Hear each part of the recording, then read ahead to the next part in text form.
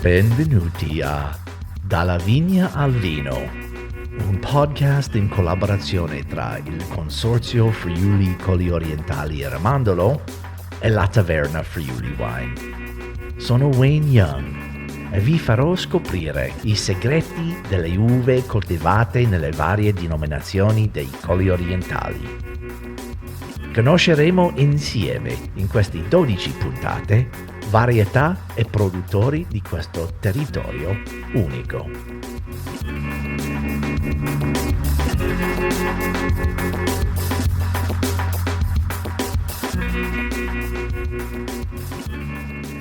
Verduzzo qui alla Tasting Academy di Colli Orientali del Friuli. Siamo qui con Matteo Bellotto, Francesco Scalitaris e Francesco Degano parlando di questo vitigno, ma pienamente 100% fino alle osse friulano, Verduzzo. Matteo, cosa possiamo dire di questa grandissima uva per fare vini dolci e non solo? L'hai già detto tu, è il vino più friulano del mondo. Io lo dico spesso anche agli ospiti che vengono qui in Academy, proprio perché ha quella capacità di regalare qualcosa di dolce con una base di acidità comunque presente. Il Verduzzo ha tante caratteristiche che vedremo adesso proprio tecnicamente insieme a Francesco Degano, ma la cosa più bella è che mi lega molto a dei ricordi. Noi sappiamo che il gusto del dolce che ci nasce per primo in bocca, che è legato al seno materno, al latte materno in questo caso, è il primo che ci avvicina a ciò che dobbiamo assaggiare in qualche modo. Ed avendo visto il mondo prima dell'arrivo dello spritz all'Aperol, mi permette di ricordare anche quanto noi da ragazzi, almeno quelli che hanno l'età che ho io, andavano ad assaggiare proprio prima che arrivassero queste altre bevande.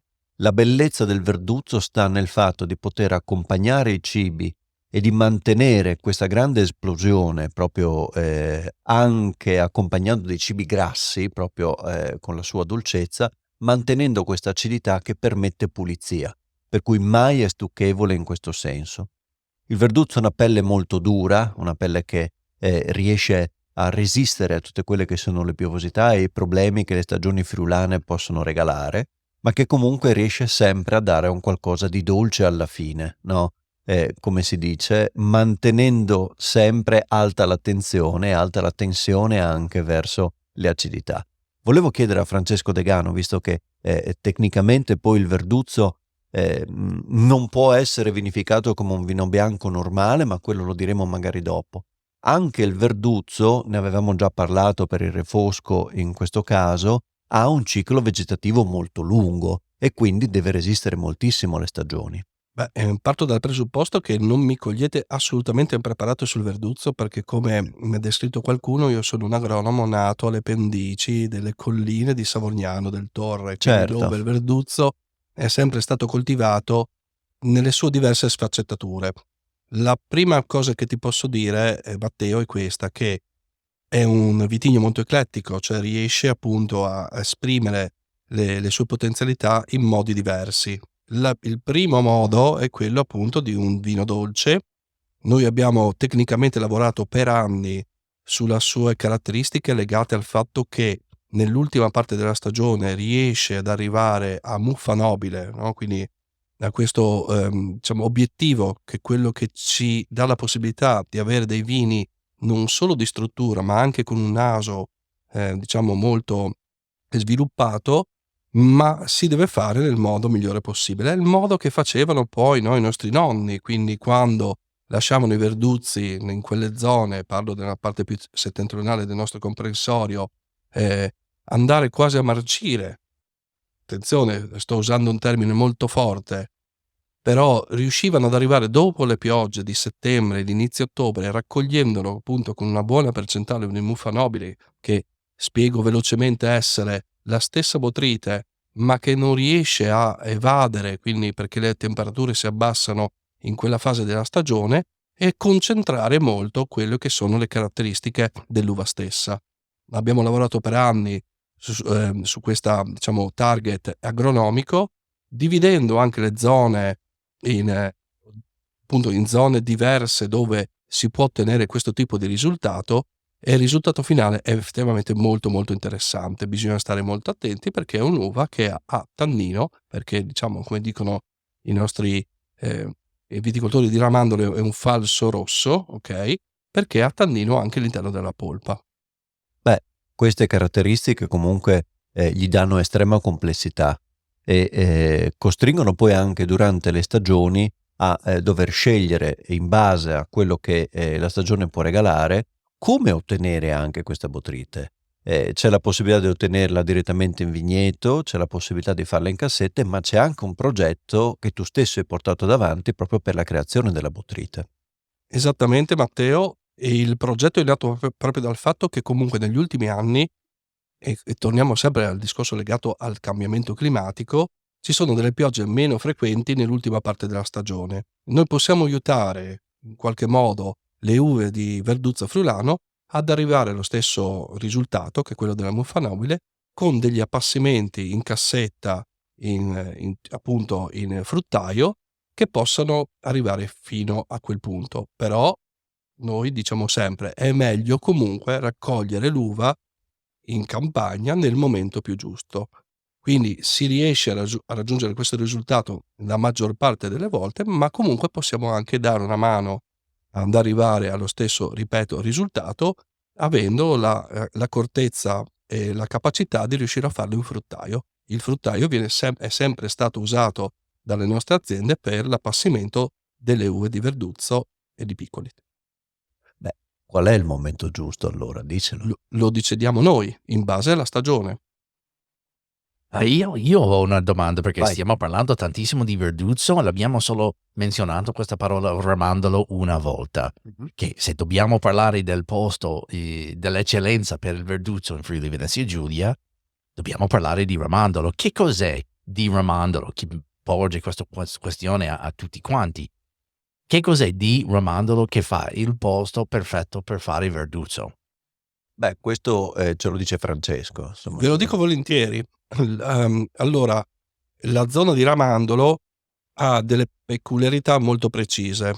Il Monte Bernadia, che è questo monte spoglio, nudo, molto, diciamo, roccioso, raccoglie nel periodo nell'ultima parte della maturazione molto calore che rilascia durante la parte della giornata. Quindi Ramandolo effettivamente ha delle caratteristiche, un microclima molto particolare da questo punto di vista.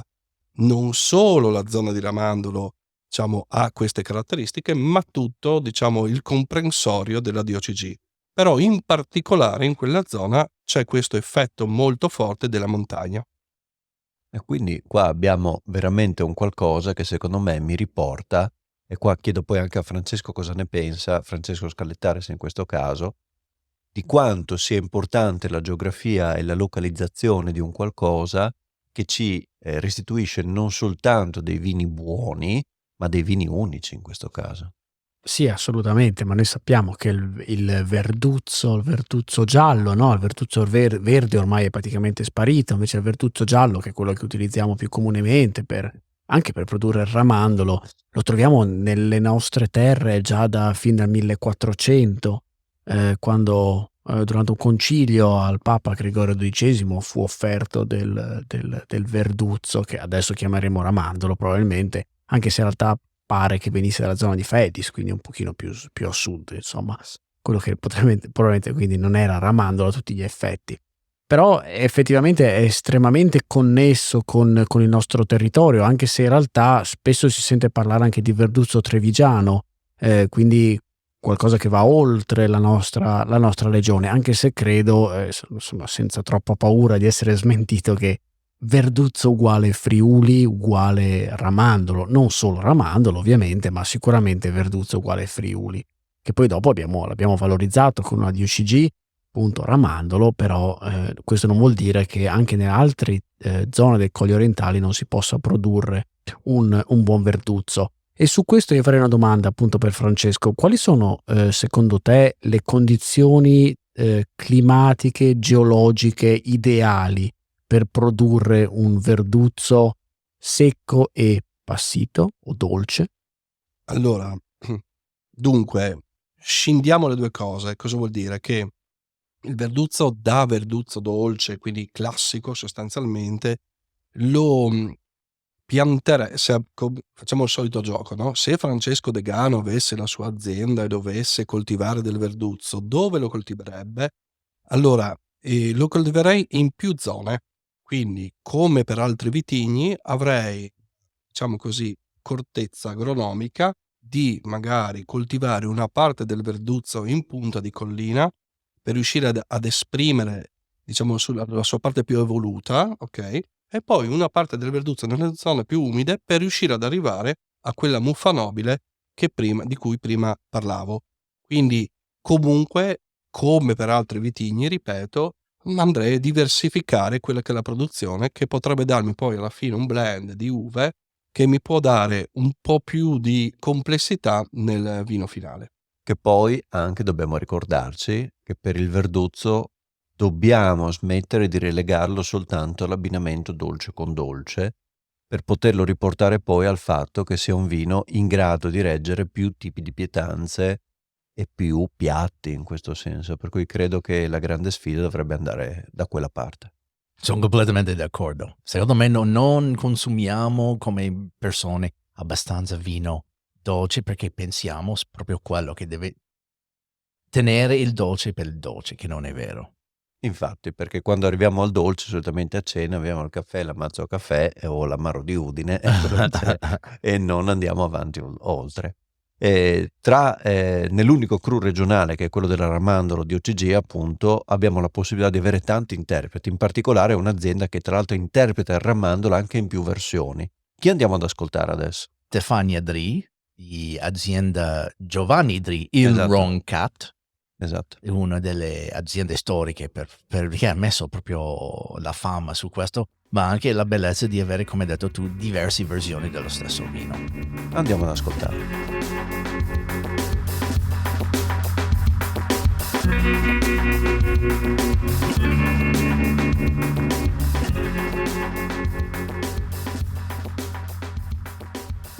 Stefania Dri, l'azienda Dri, il Wrong Cat.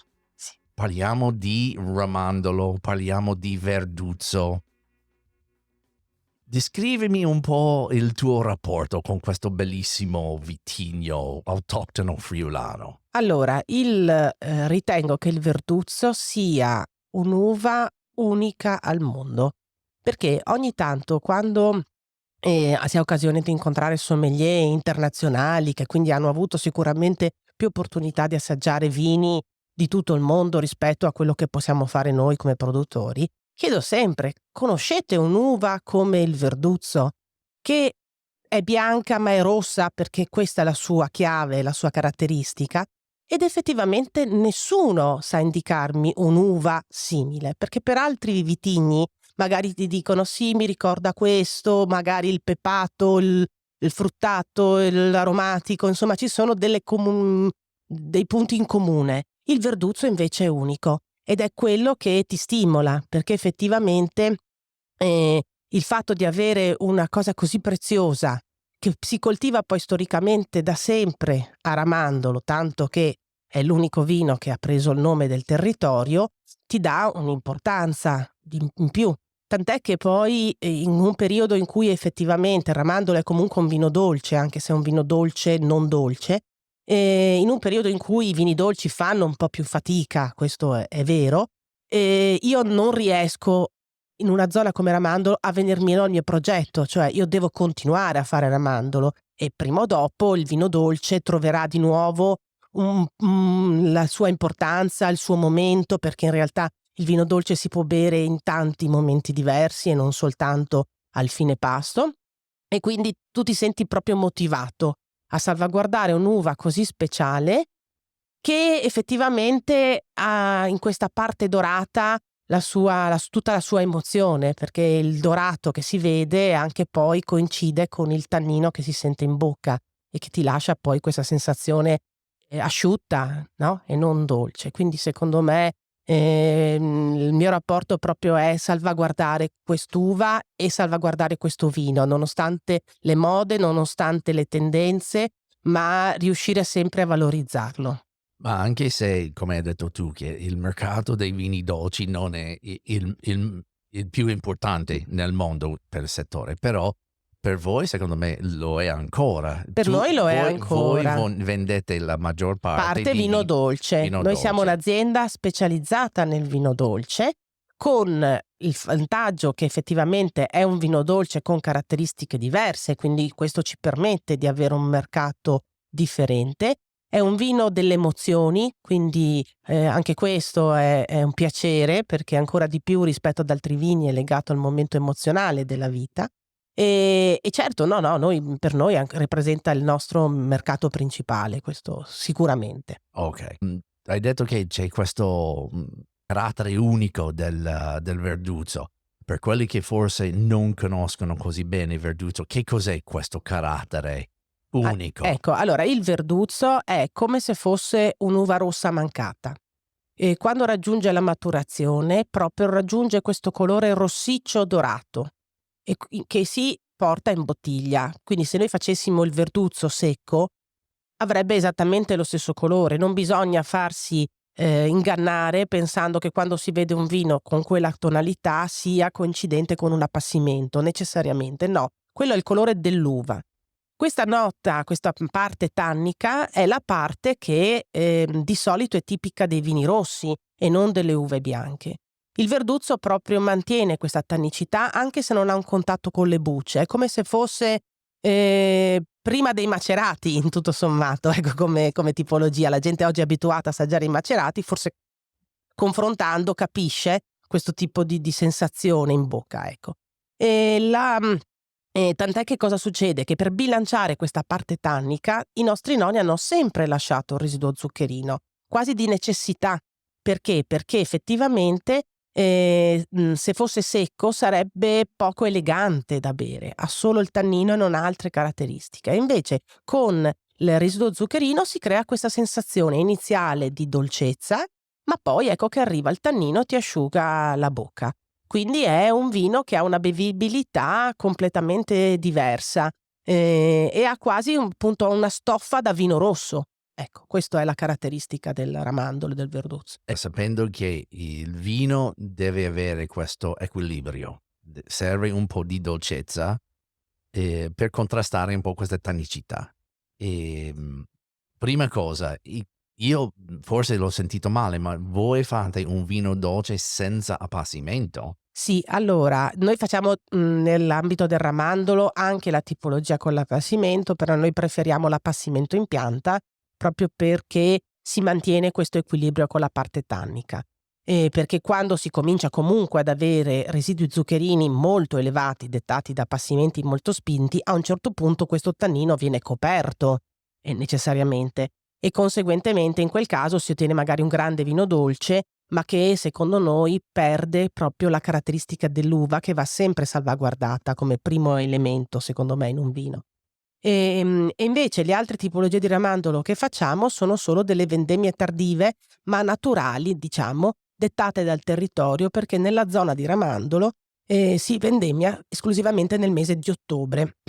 Il 90% delle uve, le uve rosse, perché poi nella zona di Ramandolo si fanno per lo più vini rossi, e quindi c'è questa maturazione più lenta, più tardiva, che fa sì che la pianta in quel momento, nel mese di settembre, non comincia più a dare energia alla vegetazione, quindi non cresce più la pianta, ma si concentra sul grappolo ed ecco quindi che la maturazione è diversa e ci permette di avere un residuo zuccherino che comunque non ha niente a che vedere con altri vini dolci che hanno residui zuccherini molto più imponenti, quindi siamo residui zuccherini più contenuti. Questo è importante per far capire. E certe volte anche a parità di residui zuccherini importanti, la parte tannica comunque toglie sensazione dolce. Questo è sempre importante da dire. Cioè, su questo vitigno, possiamo anche parlare del vinificazione di questo vino. Che cosa sono le più grandi sfide? Allora, che cosa è difficile Verduzzo come vitigno o è un po' più facile? No, allora diciamo che dal punto di vista della vinificazione la struttura del Verduzzo è come avere un vino rosso, quindi non ha particolari esigenze, almeno per quanto riguarda il nostro modo di lavorare, rispetto magari ai vini bianchi secchi dove c'è un controllo della temperatura più attento, eccetera. Ecco. L'unica sfida nostra è interrompere la fermentazione perché appunto nel caso magari di vini rossi da uve passite storici italiani, cosa succede? Si mette il lievito, va a fine corsa, quindi a un certo punto arriva ad avere 14 gradi alcolici magari, muore necessariamente e quindi comunque rimane il residuo zuccherino. Nel nostro caso invece, non avendo questi residui zuccherini così elevati, dobbiamo interrompere la fermentazione con una banale filtrazione, che però è il momento più faticoso, nel senso che deve essere una fermentazione non troppo vigorosa e quindi noi preferiamo una fermentazione spontanea, a meno che non ci siano anni particolari dove si pensa che ci possa essere un rischio nella fermentazione, quando le annate magari sono troppo calde, bisogna essere un pochettino attenti e non essere così preclusi in confronto magari di lieviti selezionati o cose di questo tipo. Ecco. Allora viene vinificato praticamente con un rosso insieme con le bucce? No, No. ecco, no, intendevo vinificazione come il rosso perché i rossi di solito non si controlla la temperatura, insomma, Ramandolo sì, magari verifichi la temperatura, ma non sei lì come un vino bianco secco Ah, ok. a esigere una temperatura sotto i 18 gradi, ecco, per dire. Ok. No, non c'è contatto con le bucce, la vinificazione è normale. I nostri nonni facevano anche contatto con le bucce, ma secondo me si estrae talmente tanto di quel tannino che poi sì, è proprio difficile, troppo difficile, quindi non serve, ecco, secondo me non serve. Allora praticamente vinificazione in bianco, Sì, diraspato, schiacciato, pressato sì, e mosto senza bucce, fermentata. fermentato e Ok. si interrompe con la filtrazione filtrazione. la Ok. fermentazione. E la pianta che ha un particolare carattere per coltivare, per far crescere, per fare Ma maturare? diciamo cos'è che la sfida? è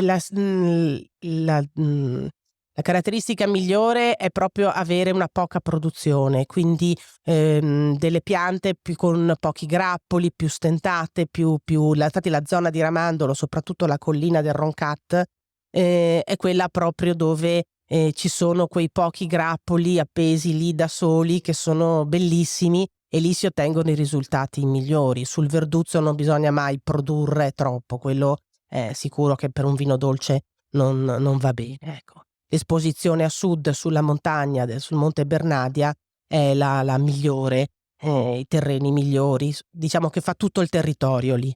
Ecco, i produttori non devono concimare, non devono intervenire in maniera particolare, ma devono proprio lasciare alla natura. Allora, poco produzione, Sì, lenta come maturazione. trazione. Allora, è l'ultima vitigno di essere vendemmiato in quella zona. Sì. Sì, e allora deve aspettare tanto di più. Ha bisogno di tanto sole?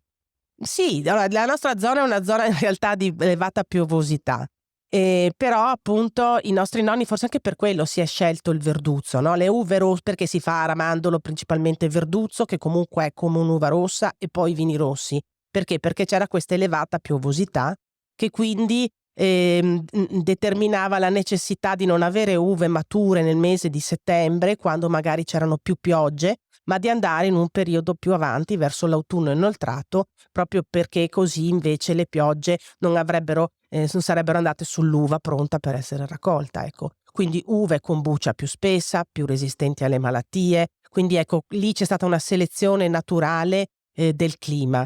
Quindi da noi c'è un'elevata piovosità, ovvio che con l'autunno si ha il sole giusto e Ramandolo comunque è una zona dove, pur essendo vicino alle montagne, che quindi ha un clima più freddo, per questo c'è questo ritardo vegetativo, in realtà poi però i venti freddi sono bloccati dalle montagne e l'esposizione a sud fa sì proprio che si crei la perfetta escursione termica giorno-notte, l'illuminazione giusta, quindi è proprio un territorio baciato, bisogna dire la verità.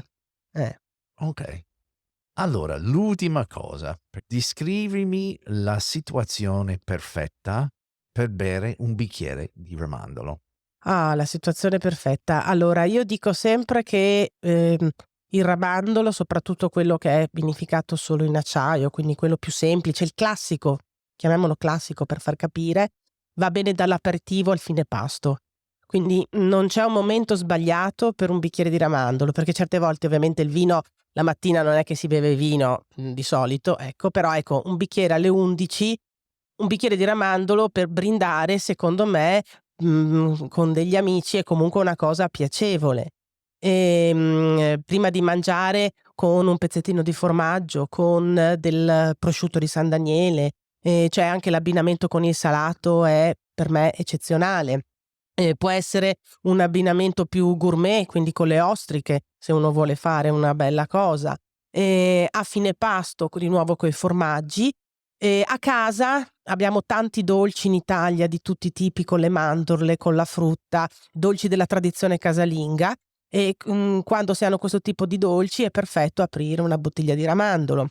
A fine cena, dopo cena si chiacchiera con gli amici. Credetemi che se sei a cena con delle persone, hai già bevuto magari più tipologie di vino, ma apri una bottiglia di ramandolo, quella la finisci perché ti metti a chiacchierare. Cioè è il vino dell'emozione e di conseguenza per me, ecco, non c'è un momento sbagliato per il ramandolo.